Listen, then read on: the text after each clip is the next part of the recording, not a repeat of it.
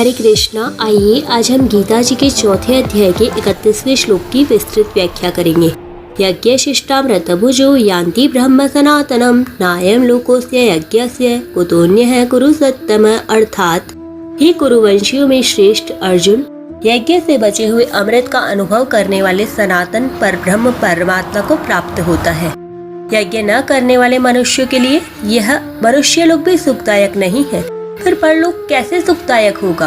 व्याख्या है, यज्ञ शिष्टामृत भुजो यान्ति ब्रह्म सनातनम। यज्ञ करने से अर्थात निष्काम भाव पूर्वक दूसरों को सुख पहुंचाने से समता का अनुभव हो जाना ही यज्ञ शिष्ट अमृत का अनुभव करना है।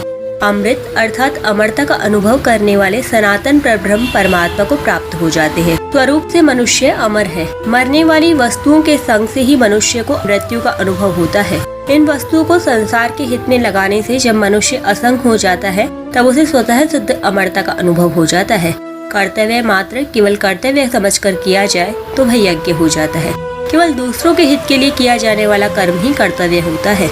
जो कर्म अपने लिए किया जाता है वह कर्तव्य नहीं होता, प्रत्युत कर्म मात्र होता है जिससे मनुष्य बंधता है। इसलिए यज्ञ में देना ही देना होता है, लेना केवल निर्वाह मात्र के लिए होता है। शरीर यज्ञ करने के लिए समर्थ रहे, इस दृष्टि से शरीर निर्वाह मात्र के लिए वस्तु का उपयोग करना भी यज्ञ के अंतर्गत है। मनुष्य शरीर यज्ञ के लिए ही है, उसे मान बढ़ाई सुख आराम आदि में लगाना बंधन कारक है। केवल यज्ञ के लिए ही कर्म करने से मनुष्य बंधन रहित मुक्त हो जाता है और उसे सनातन ब्रह्म की प्राप्ति हो जाती है। नायम लोकोस्य यज्ञस्य कुतोन्यः कुरु सत्तमः। जैसे तीसरे अध्याय के 8वें श्लोक में भगवान ने कहा कि कर्म न करने से तेरा शरीर निर्वाह भी सिद्ध नहीं होगा, ऐसे ही यहाँ कहते हैं कि यज्ञ न करने से तेरा यह लोक भी लाभदायक नहीं रहेगा। फिर परलोक का तो कहना ही क्या। केवल स्वार्थ भाव से अपने लिए कर्म करने से इस लोक में संघर्ष उत्पन्न हो जाएगा और सुख शांति भंग हो जाएगी तथा परलोक में कल्याण भी नहीं होगा।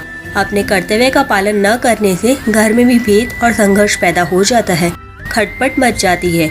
घर में कोई स्वार्थी पेटू व्यक्ति हो तो घर वालों को उसका रहना सुहाता नहीं।